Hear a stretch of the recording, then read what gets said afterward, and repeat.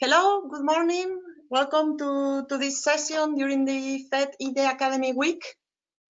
We have several people with us. Just give me a sec.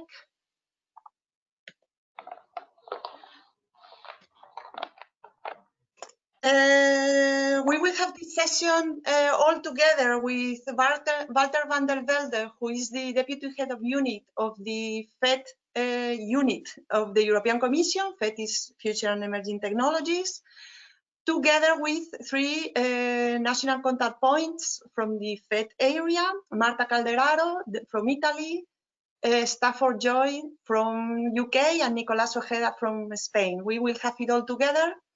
We cannot see Walter because he needs to join through a cell phone, so he cannot activate his webcam, or some other reason we cannot activate his webcam.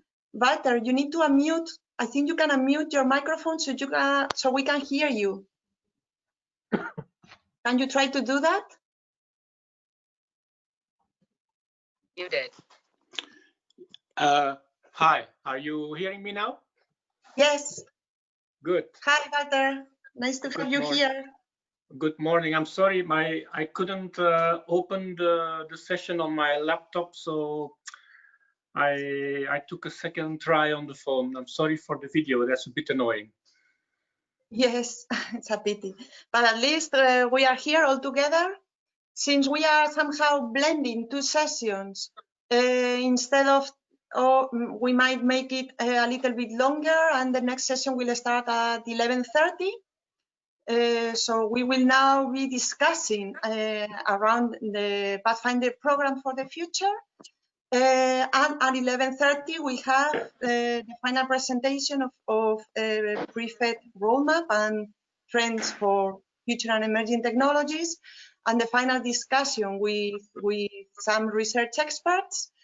And then at 1, I'm saying this for the participants, from 1 to 1:30, we will have a formal closure by the Commission. Okay? So Marta, Stafford, Nicolás, Walter, welcome. Thank you very much for being here. Welcome everybody. As we have been saying during all the sessions, this event is for the participants. So make it yours as much as you can. You have the questions and answer forum. You can send questions. We will be checking them along the discussion. And you can also use the raise my hand functionality, so you can raise your hands and we can at some point try to open your microphones. We will start with Walter. He will explain us as much as he can. You have to be aware that we are in an uncertain moment where the future is being defined in all dimensions possible. So we cannot risk say things that will change in the future. So this will be kept into account during the session. And then we will have some open discussions with Walter and the national contact points. So Walter, the stage is yours. Okay, thank you very much. Hello, everybody. I'm glad that you joined this session, and I'll try to make it a bit informative looking back, but definitely also looking forward to what PHET is going to become in Horizon Europe, so the next framework program. So I'm Walter van der Velde, and I'm the Deputy Head of Unit of the PHET unit for the moment, but I'm also, of course, deeply involved in the preparation of the future of PHET, the setting up of the European Innovation Council, in which PHET will find its new home. And as you know, probably we have already been running what we call the pilot phase of the European Innovation Council, EIC, a pilot phase that has now been going on for about 3 years, where we have first transferred PHET Open, so to speak, in the EIC umbrella, and since a year also PHET Proactive into the EIC umbrella.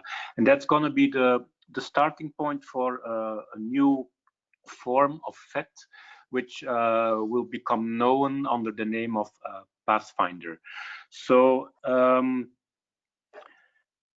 What can I say? I can say a lot because everything starts to become actually quite stable now. The things that are not stable are budget issues and some organizational matters and details of topics, of course, as well.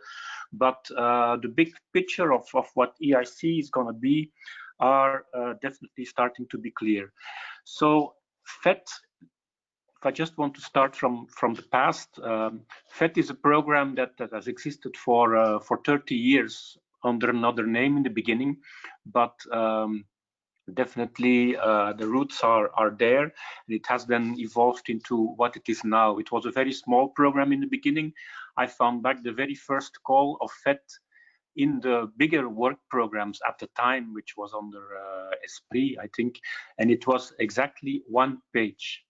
A one-page work program for the entire FET. So that was quite, I think it's quite challenging. We should probably try that again.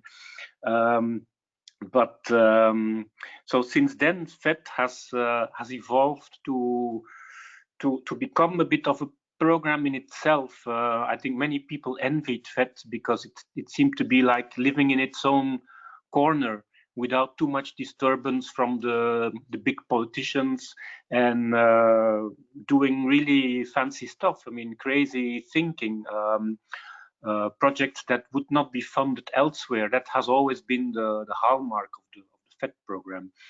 Gradually, it became clear that interdisciplinarity is an absolute key for the kind of crazy projects that we're trying to fund under FET.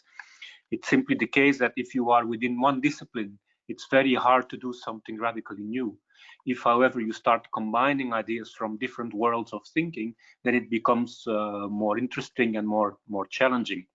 I remember myself doing FET projects 15, 20 years ago almost, where I was working on wearable systems. And wearable systems at the time, well, now you do that very quickly with the phones, with the watches, with Arduinos and the like. So you can put together systems very quickly. But in those days, it was absolutely difficult. The only computers that we knew were either microprocessors that you couldn't touch, or they were the laptop style of things. So trying to put something on your body and to walk around with it through the city or in a school environment or whatever was absolutely challenging. Something you could, but of course you could look at that purely from a technological point of view, but that doesn't make it interesting at all.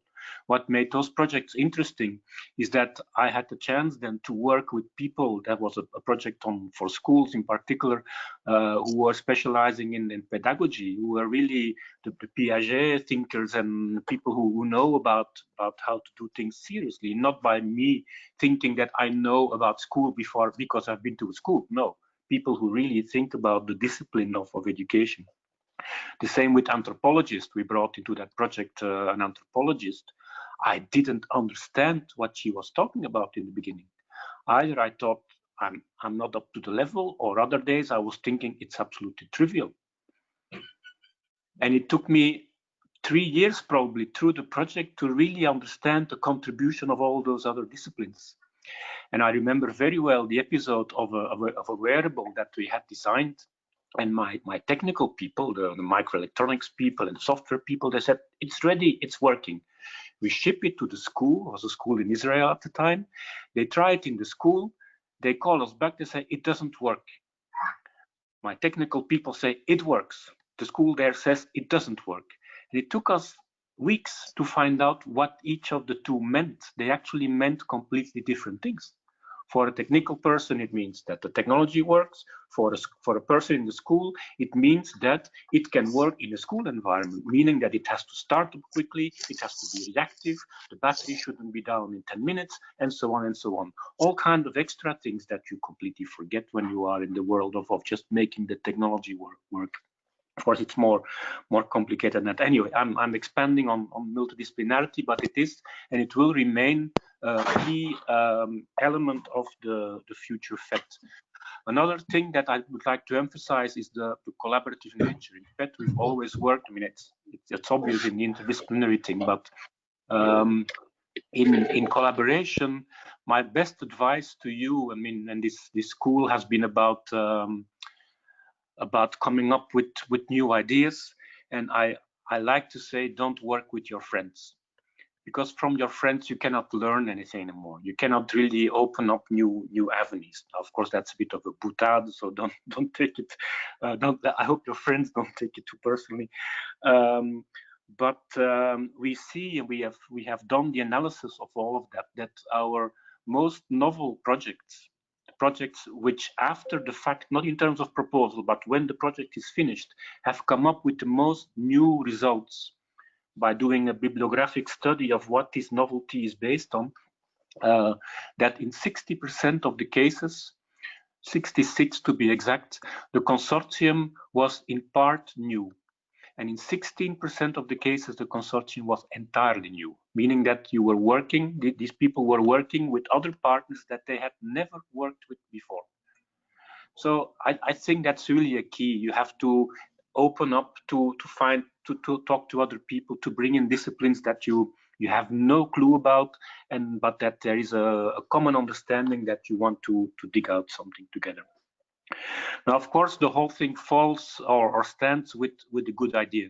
And I think this whole Idea Academy that you have now been participating in is actually a fantastic way to stimulate you and to learn how to go beyond what is currently possible. And that's not easy. It requires the kind of courage to do that, because in a way you risk. I heard, Eva, did you call me? No. So that's something that, and so to think beyond what is currently possible, like ideas that are now on the table, you could say hydrogen. Well, can you put hydrogen in your pocket? Can we go to a level of scaling for hydrogen energy that is at that level, that you can wear it on your skin, that you have your hydrogen reserve with you? Can we think about memory extensions? Can you think about new types of sensors? Why is our body limited to 6 sensors if you count them right? Well, then maybe we can do other things. What about cross-species communication? Why do we only communicate with humans and not seriously, at least, with other species? We try, but it's all very. So what would it take to do that really? That asking that kind of question, I think, is which are not trivial, of course, and then boiling it down to something that you can do in a project. That's a real challenge. And I think, and I hope that from these seminars you have learned a bit how to do that, how to go all the way from a crazy vision to a project that becomes somewhat plausible as a first step towards achieving that vision. Now, this is all the ethos of the PHET program, and I want to reassure you that in the Pathfinder, this ethos is going to remain. So Pathfinder will become, so the European Innovation Council takes a broader perspective on the role of PHET research. It adds to it a part which is called Accelerator, it's the old SME scheme, where you're really focusing on new businesses, bringing things to the market, doing absolutely new stuff to open up new markets and so on. And the gap between the research in PHET and bringing things to the market, we know it very well, is very big. It takes sometimes a decade to bridge that gap. And sometimes it doesn't happen at all, I would say in most cases. Unfortunately, maybe it doesn't happen at all. The research in PHET remains in the lab on the shelf after a while. It gets forgotten and so on. If I think back of my own 3 projects that I did in PHET before I worked for it, I'm equally guilty. These projects have come up with results. I like to talk about them to you now, but they are not in the schools. They are not in the shops. They're not in the fashion stores, because one of my projects was on wearable, intelligent clothing. So what happened there? There are fantastic ideas. Maybe they were too early, but if they're too early, why do we not pick them up now anymore? So there is this problem with the results from PHET and the doing something real with them in the world. And this is what the new context of the EIC is going to try to fix. Now, I think it would be a huge mistake to say that because of that, FET has to become closer to the market. If we give up on the crazy thinking within the Pathfinder, that is the new home of FET, and saying we do early stage things, we don't think yet about exploitation, we don't come up with business plans at this moment. We want to do the basic exploration of what might be possible, and we'll see what we do with it. If we give up that, then the program will be lost. Then we will become an applied, market-driven, short-term, opportunity-driven kind of program. So let me assure you that we're doing our utmost from the FET group to secure, and I think that's now done basically, to secure that the Pathfinder has the same kind of crazy long-term high-risk orientation than what it has now. Now what becomes different then is that around these projects we want to put more support, more a few people also that have as only task to look at what you're doing now and then, and to maybe pick up some elements that could be relevant to bring to the market, and to help the people who do the projects to think about possibilities that they don't even have to implement themselves, but maybe that other people can go forward with. So it's like a more proactive role, proactive not in the sense of FET proactive, proactive in the sense of looking for opportunities and trying to capitalize on them, not by expecting the project themselves to come up with all those plans in the beginning, because as I said, then you will lose the high risk part, but to make sure that the opportunities that pop up are being actually taken. And that's why next to the Pathfinder and the accelerator, we have a third block now that is now recognized as a key building block of the new EIC, which is called the transition activities. So in terms of TRL, technology readiness levels, just to give you an idea, we remain with Pathfinder at TRL 1 to 3, 4. With transition, we pick up to bring that maybe to 6. And then accelerator typically picks up at TRL 6 to TRL 9 and 10 when it becomes really on the market, albeit that 9 cannot be funded as such. I will not talk about the accelerator at all. I just want to give you this big picture of EIC is Pathfinder transition accelerator, Pathfinder being very close to what FET is all about.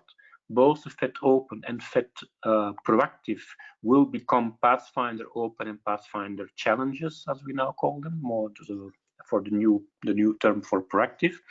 We're currently working on the topics, and that I cannot yet tell you what challenges will be.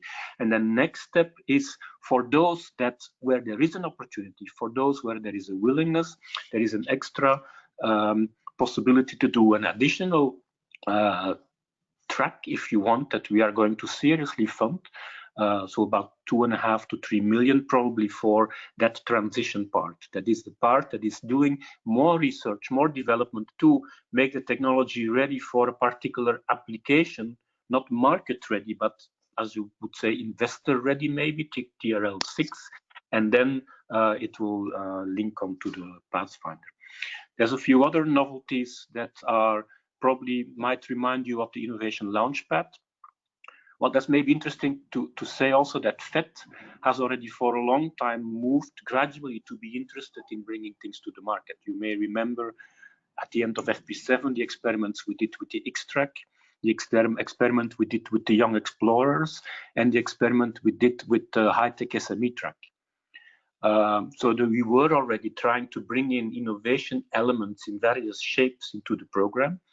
And then more recently, we have introduced the Innovation Launchpad, which is this 150,000 euro that we give in a way in addition to a project to explore innovation possibilities. Yeah? That experience has actually been quite positive, I think, but on the other hand, negative in the sense that with 150,000, you can only do that much. You cannot do further development. You cannot bring to advance really your technology. You can just sit back and think about it and talk to people and explore things, but you cannot really do much extra work with that kind of money. You can do some, but not a lot. And so The problem then remains a bit the same, because you are in FET, you do the innovation launchpad, you have an idea to go forward, but you have no tool to go forward, because the SME track is too far off still. You cannot connect to that, and FET itself is too far down. I mean, upstream, if you want. So there is still this gap, and this gap we're now trying to really, in a fundamental way, bridge by the transition activities. So that's a bit the picture. FET as it is will be transported into EIC as Pathfinder. It will be adapted a bit in the things we build around it, but the projects as such will largely remain in the same flavor. They will maybe be managed a bit differently, they will be activated a bit differently, but we don't want in any way that researchers with good ideas spend their time in building business plans when we know that these business plans will not be relevant in the end, because the ideas will have changed by the time the project is finished. So we don't want to fall in that trap.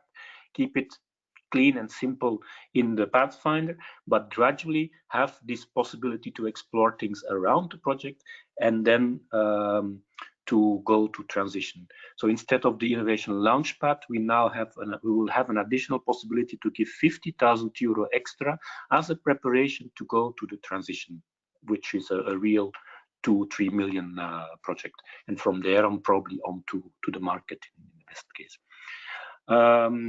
I think I'm gonna stop here. This is the big picture. The details are gradually becoming clear. We are currently in the final stages, I would say, of writing the work program. Much of that is getting rather stable. The member states and probably some of the NCPs have seen the drafts of this document. I think if they have, they can only confirm what I'm saying. FET is largely a part of the EIC the way it was, but it's getting a different context, and we hope that will be an amazing step forward for the program. FET has always been a chameleon. If I look back, 30 years, it's been a project that has been in every framework program gone through a certain transition, and this is definitely not the end of FET. This is the next step in its long history, and I'm really excited to come that I'm going to be a part of that for a couple of years to come. Back to you, Eva. Thank you, Walter. So now I guess Marta, Stafford, and Nicolas are really wanting to add to this. So Marta. So yes, can you hear me? Yes. Yes, perfectly. So I was trying to give to our participants a visual of what Walter was mentioning by his presentation, so that we can in a way follow a bit also visually. So I'll try to share the screen if possible. I don't know if there is the chance. I think I have to help you. Give me a sec. Yes, it's just one slide so that we can. Yes, thank you. Okay. I don't know if you can see Yes. now. Yes. Yes. Yes. Okay, sorry, I have to close the different things that I have. I don't know if you can see it overall, or you can see only the some of the part of the slide. So actually, I was really trying. Yes, sorry.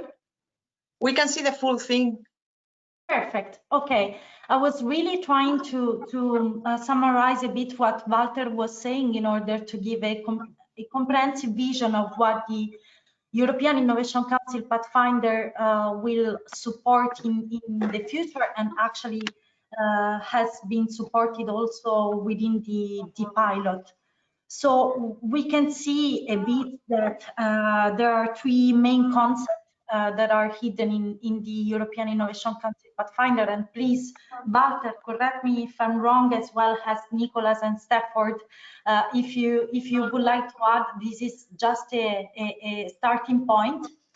So we have three main concepts. At first, the ideas. I mean, those kind of projects should support a change on a paradigm changing on deep tech ecosystem in Europe via supporting principally ideas that are breakthrough.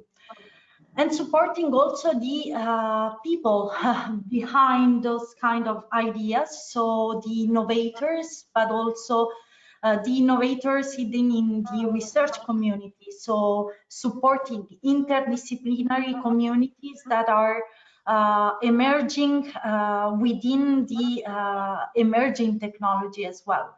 And then we have the major focus on the creation of the innovation ecosystem hidden on those emerging technologies, since the main aim is to gather an impact to our economy. So we are entering those kind of technologies to the market, as well as to our society, so that all people can benefit from those visionary technologies that will have an impact in the future, in the long-term future. So we are, of course, mainly focusing, and we are all of us, me, Nicholas, and Stafford. We are a national contact point. In particular, I'm coming from APRE, the Italian Agency for the Promotion of European Research, and I'm a national contact point for future and emerging technologies in Italy. So what there are, I mean, Walter was mentioning those three main pillars of the European Innovation Council, the AC Pathfinder Open, which is mainly supporting via a bottom-up approach the emerging ideas without any restriction in terms of application, in terms of technology that you would like to propose. And the AC Pathfinder challenges, which are going to be more top-down, so are going to be defined by the European Commission for the ones that they would like to deeply support in terms of objectives that they would like to emphasize in the future. So actually, within those kind of projects, there is going, and this is maybe the main point that I would like to debate with my colleagues, and the main open point is the identification of portfolios within those kind of projects, because here, of course, whenever we have to think about emerging ideas that are just that can be also jeopardized, because in a way that can create a jeopardized ecosystem, because in a way they are of course identified by the community in a bottom-up approach. So within the challenges, there is an effort to identify in a deep way the project's portfolios, within also the support of different members and different stakeholders that are supporting those kind of projects to reach their targets and also to reach in the future the market. So those kind of experts, of course, are principally the program managers, as I was mentioning later on in the slide. So actually, in my perception, the main issues here are on the identification of the project portfolios in the future, in order to guarantee in a way this transition, sorry if I use this word, this pathway from the Pathfinder Open and challenges to the EAC transition, so supporting major the the path to entrepreneurship, the path to technology development, as well as the path to licensing and focusing on market deployment of a solution, and then supporting, of course, those ideas to go to reach the market, and those innovators to accelerate their enterprises and their ideas via also the accelerator and these major services that are called the business acceleration services. So I think that the main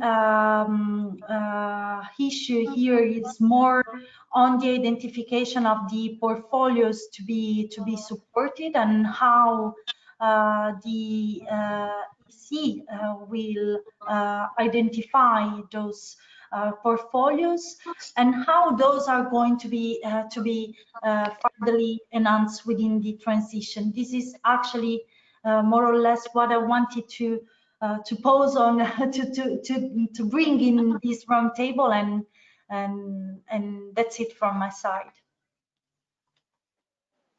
Thank you, Marta. Nicolas? I don't know how to stop the sharing the screen, but if you want, I keep can. It up, Marta. I keep it. Okay. Okay. Okay. It's nice to look at pictures. I'm still an engineer. Okay. Perfect. Perfect. It was done right now while Walter was speaking. So. Very well done. Okay. Yeah. Can you hear me? Yes. Yeah. Okay. So thank you very much, Marta, and also thank you very much, Walter, for the presentation.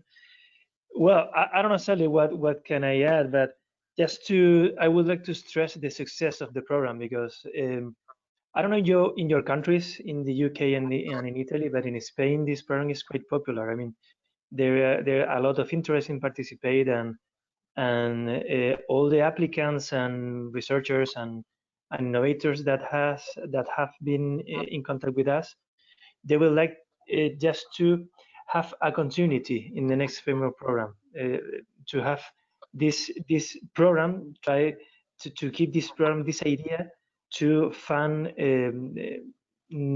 ideas, that goes beyond what is known, and this kind of program, this FET program, I think it has been really a success in general. So in this sense, I'm not talking about where we are about the work program, that we cannot talk very much because it's not approved yet, but in general, what I can say is that there is a continuation of FET in the future, and that, at least for me, and I think for the participants, is very good news, because there are some changes that are really good. I mean, I think it can improve the program, but in general, there is some continuity that could be really useful, and in order to identify this deep tech and these new ideas, to put them into the market with accelerator and so on. On the other hand, I would like to stress also that this success implies also a strong competition, and that's what we can see all around the program during this Horizon 2020 program. That at the beginning of the program, the success rate of the FET Open was really a nightmare. It was close to the 100%. In some cutoff. I remember one of them. It was, I think, 1.35, something like that.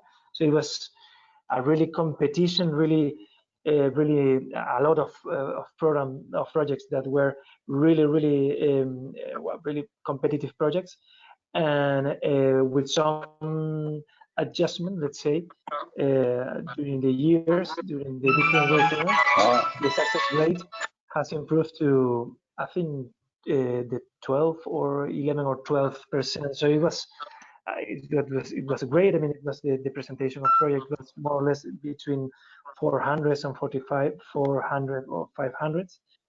And let's see if in the future, in the Pathfinder, the success rate could be also could be around this, well, these figures. No. So let's see how will be the interest of the program, but let's hopefully that the success rate could be well, around the last cutoff of FET, because then it was 10-12%. It was not so bad considering the rest of the rest of 2020 programs. Other thing that I can put on the table is related to our let's say our work of NCP, but also some of us are also part of the FED program committee as expert or delegate, and then we have the possibility, and I think we're really lucky with that we are in the middle of the let's say the European Commission and the interest of the applicants. So we receive the work program, and then we can spread it in all around our stakeholders in order to gather some comments or this interest in order to, for example, for the challenges, trying to put the interest of our community of researchers, of innovators, well, let's try to put our interest in the text. So this is something that is really useful, and I think is quite interesting, because not all the committees are in the same way. Because for example, for FED, we can talk about these challenges or this in the past, these proactive topics, and it's great that we can try together with the European Commission and other the FETAC committee as well, and other inputs that the text can receive, so we can work on it in order to, well, at the end, to have a text that can be for the interest for all. So it's great. So it's in this way we are also participating in the program. Of course, not so much, but something that we can do also to put the interest of the stakeholders in the work program. So I think it's also useful. And finally, what we do as well as NCPs is to do our work with the stakeholders, with the applicants, in order to try to help them, to assist them to prepare proposals. So for us, I took it personally, but I think it's for me, the FED program was really interesting, because you have not only to know how the program works, but also you have to be updated in the technology that could be funded or is useful and could have success in the call for proposal. So you have to know a little bit about how it's working, how the technology is working right now. And this is really interesting, because I think it's not just a question of to know how the program works, but also what are the main trends in the technology right now. For example, this project, the PREFET project, is very useful in order to identify this kind of trends. So I don't know if what else can I introduce in the debate, but I remain here to hear your comments as well. Thank you, Nicolas. So Stafford, we go for you, and then we open up the discussion.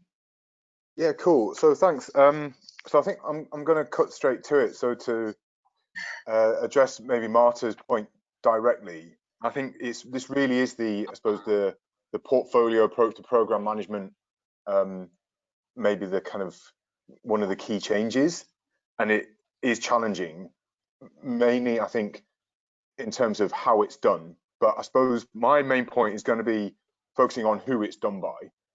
So I feel right in saying that the inspiration for this approach is from the US and their DARPA program. And they have program managers. And the key thing is those program managers are excellent scientists. They're very technologically driven, highly capable. We're talking Nobel Prize winning level people who are driving these technology programs. And that's part of the key of the success of the DARPA model.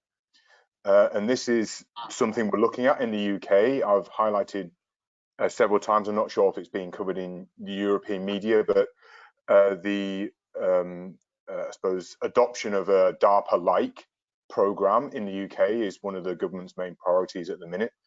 It's one of the ones I strongly agree with. I don't agree with many, to be honest, but that is one of the ones I strongly agree with. And I think we kind of have to get to the heart of why as well. And you know, I think the devil's going to be in the detail in terms of how it's implemented, but I think it's important that we take that on board and also focus on the why it's done. And if you look at, you can almost see what we're trying to do with EIC and how would you scale ideas and get them not just to the market, but you know, working in reality at scale. And this is something we're trying to tackle too. And it kind of goes back to also one of our investment principles. We always talk about additionality as a state funder, like where can we add value? And I think when you're talking about paradigm shifting ideas, it's not something that one researcher, one organization, even one university or something can do on its own. You're almost talking about the need to shift a system. And you can't, you know, if you're going to shift a system, you need to look at, this is where the interdisciplinarity comes in as well. You need to look at the various different aspects and dimensions, barriers and constraints and drivers in shifting a system. Take where you're talking about energy, mobility, healthcare, to how do we shift it from where we are now to maybe where we want to be. And I suppose that goes on to my final point, that for me, one of the key things is, I think it's great that we have a bottom up and a top down, because I mean, certainly in my career, we always used to talk about technology push and pull, and I think you need a balance between the two.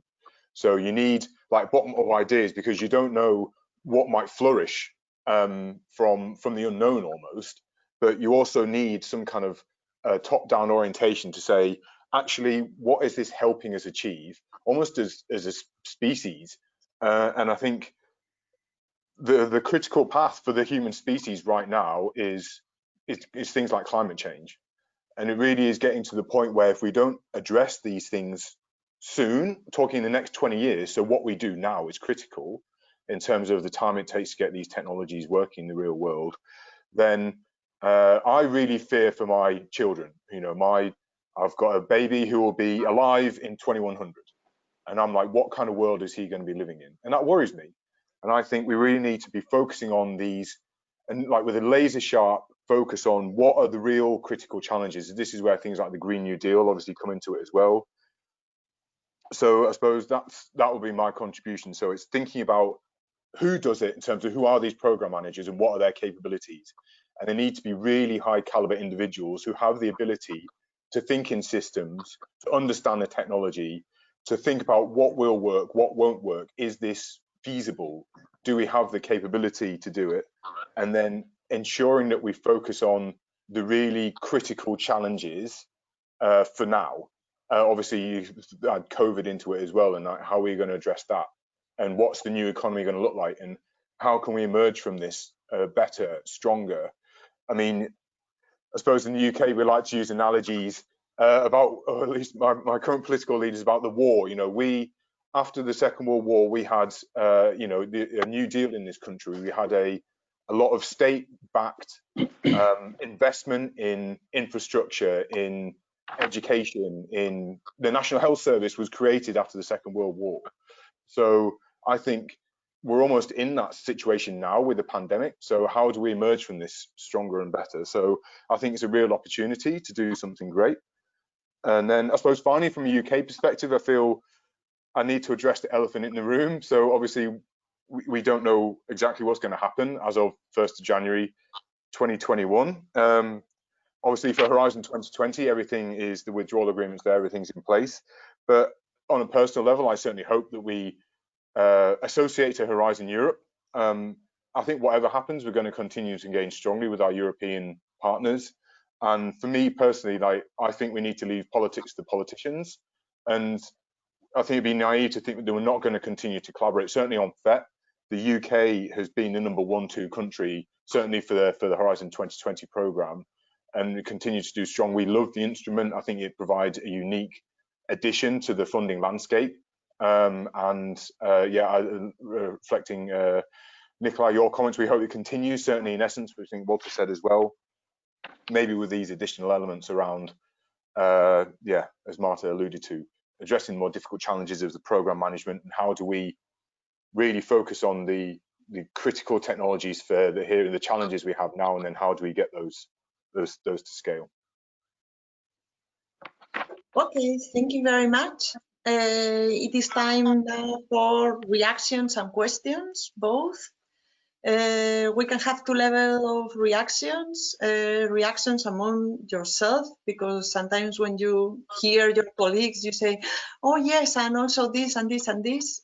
So I won't be appointing you. I just wait for you to see your potential reactions, and also reactions from the audience, from the participants. Again, you can enter comments in the questions chat, and also raise your hand in case you want me to open up your microphones. I will wait for this to flow. I have my own questions rather than reactions, but let's see what happens on the stage. So Walter, Marta, Stafford, Nicolas, do you want to add anything else?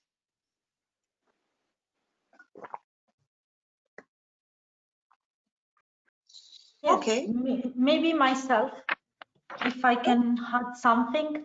Actually, replying, I really liked what the main points that Nicolas and Stafford has putting on the table. I just would like to make a kind of giving an information concerning what Nicolas was actually mentioning about also the role of the national delegates as well as the national contact points. Of course, I really think that in this kind of programs, which are in a way challenging programs, also difficult sometimes to be completely and deeply understood by the research and innovation community, because they have some main specific characteristics and I mean main issues that sometimes are difficult to understand, like how much my idea should be novel, how much my idea should be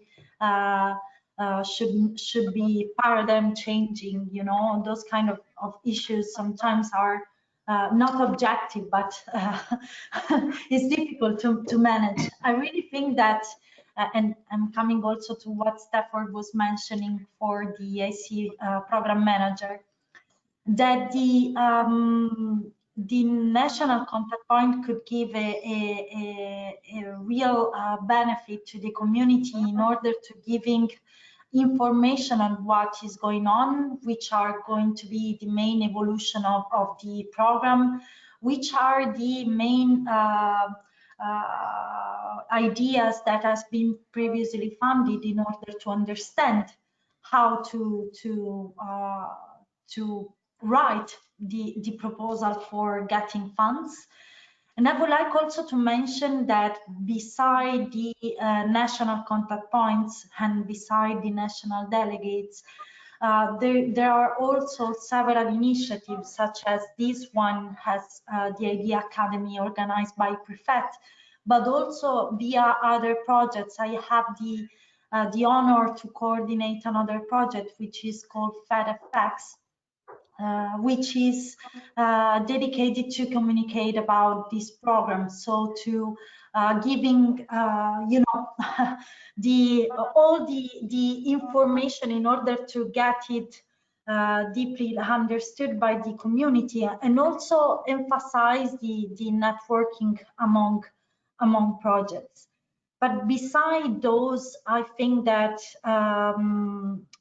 this program is mainly supporting the collaboration, so interdisciplinary community ecosystem. I mean, we have communities and ecosystem that are always the main keywords.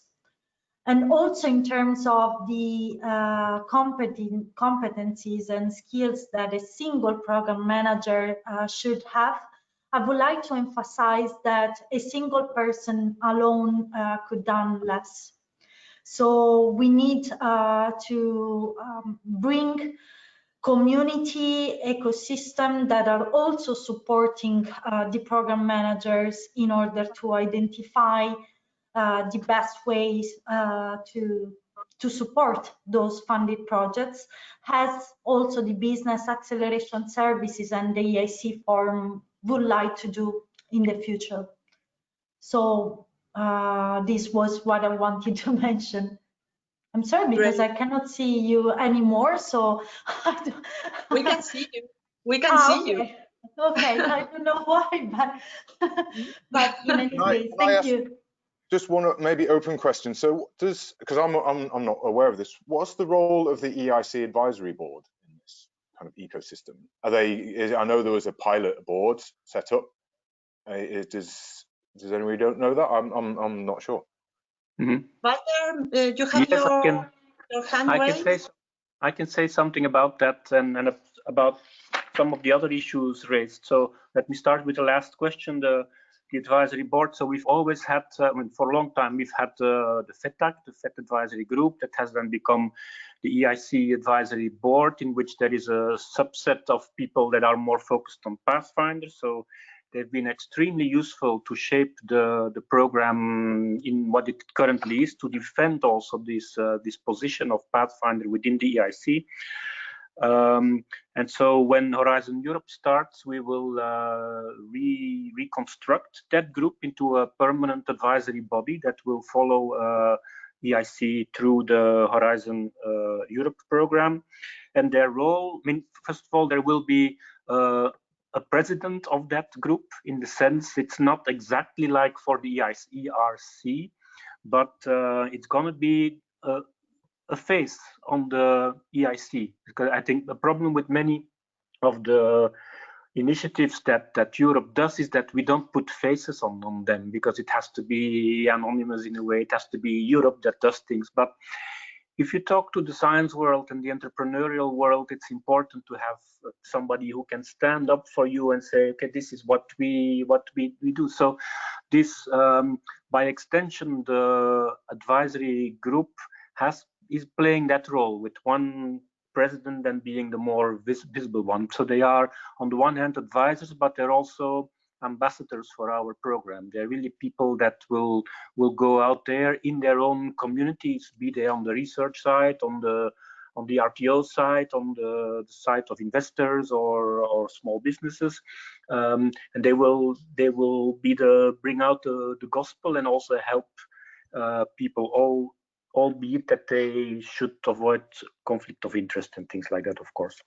So that's a body that's extremely active for the moment. So it's in their initiative that the links with the ERC are being made between EIC.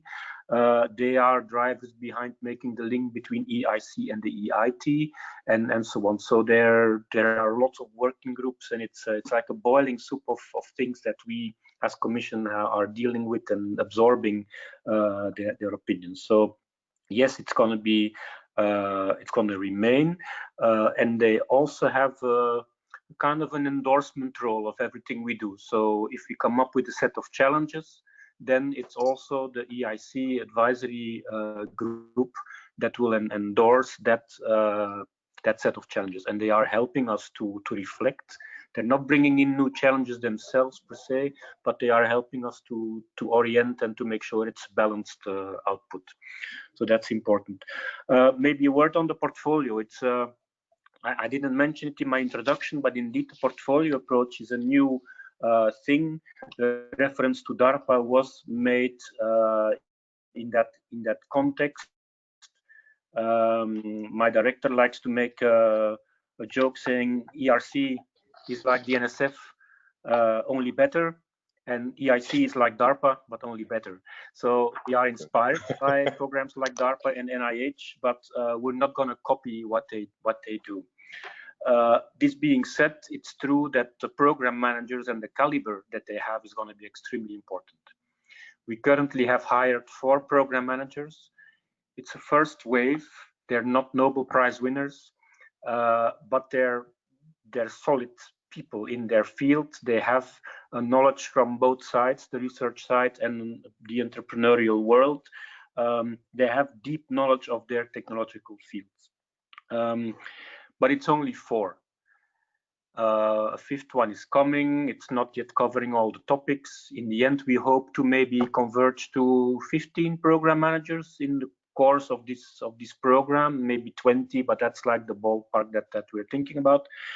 And of course, they will have a portfolio to look after, but I would like to emphasize the idea of portfolio to a slightly broader thing, though. It's not because there is a challenge. I mean, the portfolio is not only linked to a challenge. I think it's perfectly possible that out of the bottom-up initiatives and out of the other activities around EIC, even in other areas, there are portfolios that emerge that have no challenge associated with them in the sense of a top-down initiative, but they could become nucleus of new types of activities among projects and maybe bringing things forward like that. So it's not because there is no challenge on, I don't know, on cross-species communication, for instance, that it doesn't mean that there could be a group of projects emerging out of the soup of ideas that becomes a nucleus for doing extra thing on cross-species communication, to just give that example. So portfolios are thematic and challenge-driven and anything in between. That's, I guess, what I want to say. And there will be the program managers mainly on the challenge-driven ones, but they will also work around it. And of course, there are all the project officers, the people that have for years been doing work by following projects. And in fact, these are not just bureaucrats. These are all people with PhDs, with good track records in their own scientific disciplines, and that are then helping projects also to make connections, to do new things. And so it's not, again, it's not maybe the level that you dream about, but I think we have to work with those different levels of proactive management. We have proactive project management. That's where POs are very good at, not just at the deliverable side, but also in steering, helping to steer the content. And then you have the proactive program management, which is more the activity of the program managers. And it's those 2 levels that we're going to put in place. In terms of choosing the challenges, we're going to revamp that whole process. I think we need to become more serious in how we do that. We have done, with the help of projects like PREFET, by the way, we've done serious horizon scanning. We've done all kind of clustering initiatives. We've done all kind of activities with the stakeholders to bring things together. But I think we can still do a bit better there. So for the next work program, you can expect some new processes that will definitely be taken into account what comes bottom up. So what was said before, the involvement of NCPs and the stakeholders into shaping those challenges is going to become more important and more systematic. I think you also have to do it not just for the purpose of writing a work program. You just have to do it all the time, because that's where you see the interesting things coming up. It's not only once a year or so that you would do that. I liked very much the idea of the shifting of a system that I think Stafford mentioned in the portfolio approach. And that's indeed what the portfolio is about. It's looking at all these different perspectives on what seems to be a common problem, and to see how they start to interact and pull in different directions, and then to somehow give that coherence. That's an important activity, and we hope it's not something that the program manager can do on its own. If the projects don't follow, then the project management is powerless. So it's really a joint thing that we do there. Stafford, one thing that puzzles me a bit is these critical challenges. How do you choose the challenges?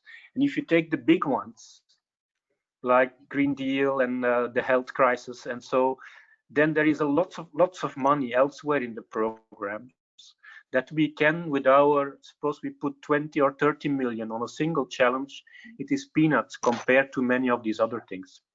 So if we focus too much on the current needs of COVID, to mention one, in a program like Pathfinder, I think it's a drop of water on a boiling boilerplate, or how do you say that in English? So it's not going to have the impact that we're looking for. So I think we need the relationship to those, but we don't need to be at the heart of the here and now for those. We need to be somehow looking forward in what the future elements will be, where the time is needed to catch up on certain issues. I know the urgencies of all these things we're currently living through, but we shouldn't, I think, make the mistake to become too short-sighted in how we make our challenges, definitely for the Pathfinder. There are also challenges, by the way, in the accelerator and in transition. And there, obviously, the closeness to the market will be, and the closest to the current needs is much more clearly on the table. That's how I'll stop here. I think, can I agree, Walter. I think, what was it? I think it's Mariana Mazzucato talked about the need for wisdom. I think that maybe that's the focus. And just, I suppose that was my point, that we need to make sure that these things are not frivolous. And I think there is, or certainly in the investment community, I see certain things where there's a bit too much frivolity for my liking. It's okay, one of the things that comes out of the ERC advisory group, and it's in their vision statement, is that we want EIC to do relevant things in relevant ways. And it's a direct critique on the American Silicon Valley type of ecosystem, where there is, in our perception, too much frivolity, or what is the right word there? So that's definitely a mindset that we're trying to push here. Okay, we have some questions from the audience. One from Rebecca. Can you talk a little bit more about FET transition? Are they meant to build on previously funded FET projects, so they can be independent and cover prototyping research insights into products? I guess that's a question to me. I can say a few words more. Transition activities also has two flavors. One is the bottom-up flavor and the other top-down. So the majority of the funding in EIC, because of the legal basis, has to be bottom-up. So this is secured now that in the program that we have a strong bottom-up scheme. For the bottom-up scheme in transition, it is indeed the idea that it's limited to building on results from projects in the Pathfinder. By extension, we will keep, if we are allowed to do that, Horizon 2020 projects as well. It would be a pity to lose them, but we have to check a few legal things there. So building on those. And we're also going to open up to ERC proof of concept projects. In our discussions with the ERC, we see an enormous potential in creating an outlet for ERC results that don't want to just stay in the science activities, but want to do something else with the results. And their proof of concept, which has also been our inspiration for the Innovation Launchpad, this is like a signal from a PI in ERC that he or she would like to do something else with them. So we're picking up those signals and making them eligible to go into transition activities. So that's for the bottom-up part. For the top-down part, we're still discussing about it. We get a lot of requests to open up the program more broadly. We are hesitant because of the oversubscription problem. FET has been chased too long by the negative perception that it's not even worth to apply anymore at some point, because with a success rate of 2% in the beginning of Horizon 2020, That was even what some funding agencies were telling their people, don't even bother. And that is, of course, not at all what we want. So we're careful to open it up too much because we don't want to fall in that same thing. At the same time, it depends on the topic. So our current direction, if you want, is that on the challenges, so the top-down part of the transition, it's up to the program manager in a way to define what the strategy is going to be. So either we limit it to the same as the open part, or we might do something else. The risk, we had a discussion about it yesterday with some people, is that it becomes very complicated, very confusing. If it all becomes customized to this and that challenge, then it becomes maybe too hard to follow. So it's a discussion we're having, and it's a decision we'll have to make. But the bottom line for bottom up is clear, and I think is stable. The one for the challenges is still to be looked at. Now, in terms of what the transition project can do, the current text talks about a number of examples, like transition to technology, which would be more focused on the further R&D to make the technology more mature. We have transition to market more, where you focus much more on the business development side. You could have transition to entrepreneurship, where you focus more on putting the right team together to take things forward, starting from the research nucleus to build a business mind around it with new people and others. So we are very much aware that this transition should serve many possibilities. And so, because there are simply very many ways to bring something to the market, licensing being another one. You don't necessarily need to create a company to do things. So we have to somehow accommodate for all of that. And what in the beginning, we had the idea to have separate tracks for each of these different things, but it's a hopeless exercise because there are simply too many. So now we are probably going to go for one call with a number of guiding principles of what it might be, but leaving it open of what you do within the project in the end, that it should be fit for need, fit for purpose in your project. The size is what I said, 2.5 million. As usual, if you have good reasons, you can ask for more. We're happy if you ask for less, but there's an indicative budget there. In terms of, it can be collaborative still, but it can also be single participant. So this is a shift from the Pathfinder part, which will remain collaborative. Where in transition, the idea is really to go more to a single partner, at least as the main driver of everything. That means that everything that happens within the project has to have the sole purpose to push that one forward in its plan to bring something to the market. So that can be with other participants, but the goal is to push the one who is committed to exploit, to do something, to create a company, or who has a company or whatever, to serve that thing. That's the mind shift, I guess, that we want to achieve in transition. Will it be more in the way of annual calls as FET has been, or more like regular calls every term or something like that, as the IC accelerator has been? We're looking in that way. It's a budget issue mostly. We would like to have more cutoffs per year. FET comes from a history where we had, at its best, I guess, 3 cutoffs. That was like a very intense thing, but it worked pretty well. With the new evaluation system in place now for FET Open, for Pathfinder Open, we can in principle go for 2 cutoffs. But then we also need to have the budget to support it. So we think that in the beginning, also because there is uncertainty still when we will be able to do the first call anyway, because of the legal process not being finished yet, we'll probably do in the first year just 1 cutoff. But the idea is definitely to go for more later if we can afford it budget-wise and organizational-wise. Yeah. And then for the bottom-up, for the top-down part, there are two options that we're debating. One is to do really top-down calls, which are independent of the rest.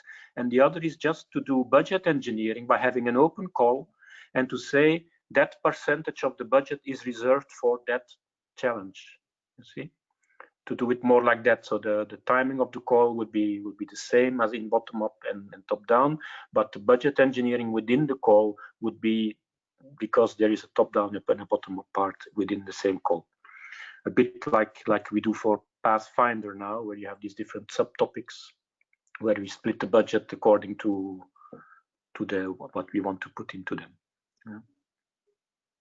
So that's undecided, but we're looking at those two issues. Some people would like to move faster on the challenges because of the urgency, in a way, of perceived urgency to do some of those things, and do the open part only later.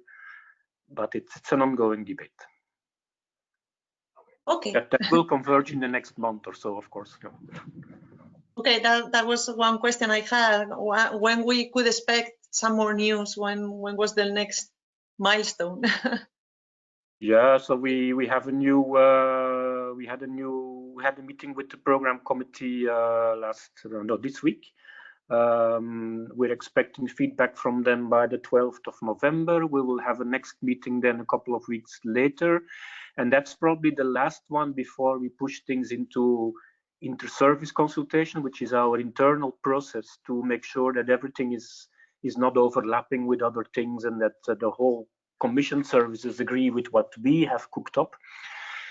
And then you need a commission decision to publish the program. And the commission decision depends on many things, among others on the finalization of the MFF, the multi-annual financial framework, the next generation EU budget, which is the recovery initiative of the commission. All those budgets are somehow in the air, but they're not finalized. We don't have the legal basis yet to earmark actions in the work program with budgets coming from there.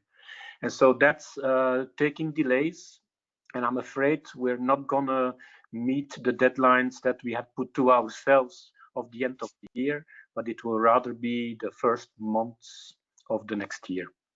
That's a bit of a bummer, because we were really committed to push EIC out faster than the rest of the Horizon Europe, Pillar 2 and Pillar 1, with the exception of ERC, who also wants to go faster.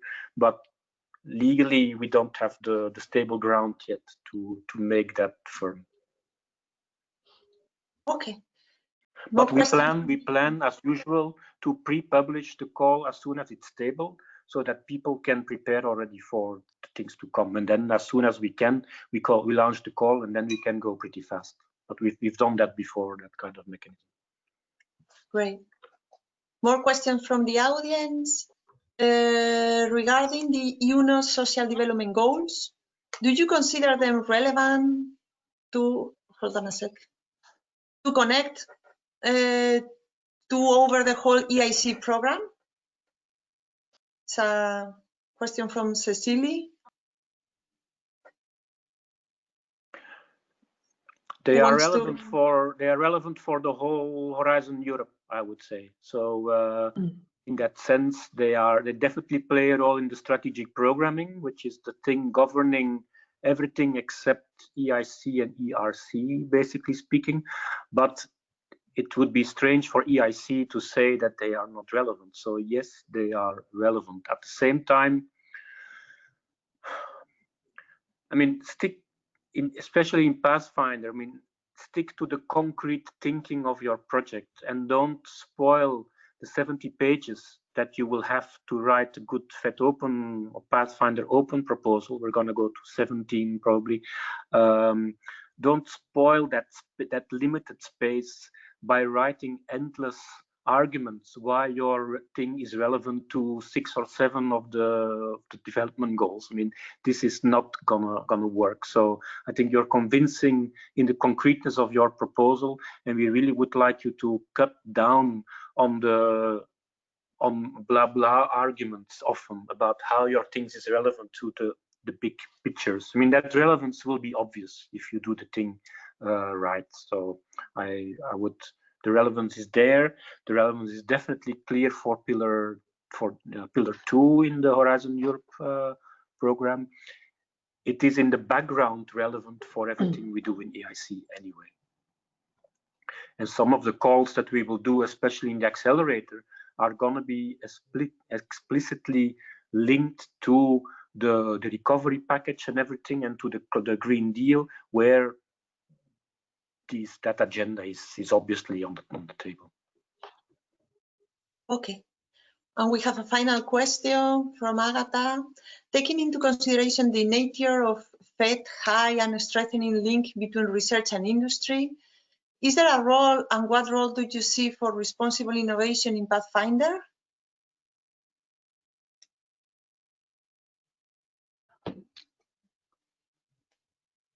Walter, do you want to mention anything? I think there is absolutely a role. The example I gave of my own project before, where I worked really with people from the social sciences and people who know what it means to put the technology in the real world, has been an eye-opener for me, and it has changed my research career afterwards, and it probably has changed my path to come to the Commission to work with that spirit on the FET program. And so, unfortunately, in spite of everything we argue for, we still don't see enough of that flavor, I think, into the Pathfinder projects, where I really am convinced that it can be enriching to do that from the beginning, to not just focus on the technological challenge, but to, from early on, starting to bring in what this responsibility entails, and to start at least a discussion on what the implications, the long-term implications, not just in the ethical part of the research itself, but in the ethical part of its long-term implications. That is something you should not delay thinking about. And so, yes, and including, I think, the innovation of the methodologies that you put in place in your projects, I think that is a result in itself. If you do these kind of things seriously, and Eva, I know you've been pushing that in some meetings yourself, and thank you for that. It's really, it's something that many researchers are not used to, and it's for me, it's in the same ballpark of the opening up your mind to other disciplines. It's really looking at what you're trying to do in a completely new perspective, and bringing the right people in that can help you to get that right is, I think, the essence of a good project. Great. It has been a real pleasure to have you four here. I think there is one more question or comment. Let me check. Thank you. Okay. So the audience is also thankful, which is obvious. We really need to get going. Maybe if you want to say one final sentence, and it has to be really a sentence. So any final message that you want to send? From my side, keep the great ideas coming, please. It's the most fun part for us in the Commission to see that enormous capacity to be creative in coming up with ideas that we and nobody else probably has thought about before. And that's the thing we need to make this work. So thank you also, Eva, for organizing this kind of Idea Academy, because it is really a trait you need to learn to be creative in your thinking and to put it, to get it right. And so that's, thank you. Okay, well, thank you very much. And we go to the next session to brainstorm even for longer. Thank you. Thank you very much. Cheers. Bye-bye. Bye, everyone. Thank you very much. Bye-bye, Stafford, Nicolas. Ciao. Bye. Hope to see you soon. Ciao, ciao. Bye, everybody.